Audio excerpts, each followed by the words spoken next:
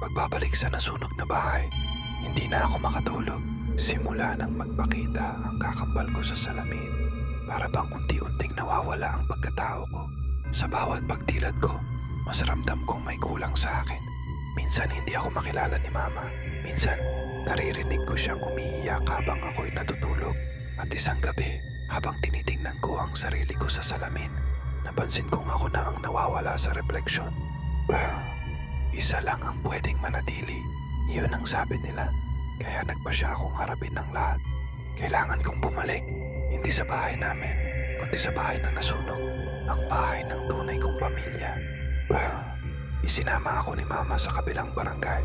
Nandoon pa rin ang bubong na abo, pader na itim, at hagdang nasira. Wala nang nakatira roon simula nang masunog. Marami raw namatay, pero may mga sinasabing kaluluwang naiwan. Tahimik kami ni Mama habang lumalapit ako sa guho. Pero may naramdaman akong mali.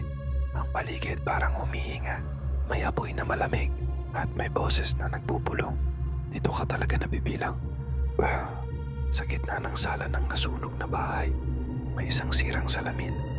Doon ako huminto at sa salamin, nakita ko ang sarili kong anyo.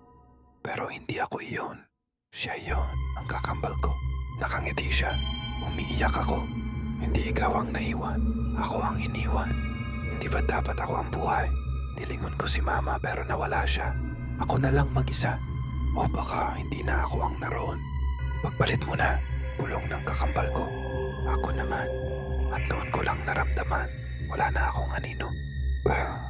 Pagbangon ko, nasa kama na ako. Umiiyak si Mama. Niyakap niya ako ng mahigpit.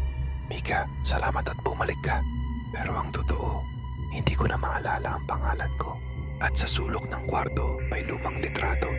3 bata, 2 ang nakangiti. Ang isa, wala ng muka. At alam kong sa bawat gabing lumilibas, ako na ngayon ang nasa litrato.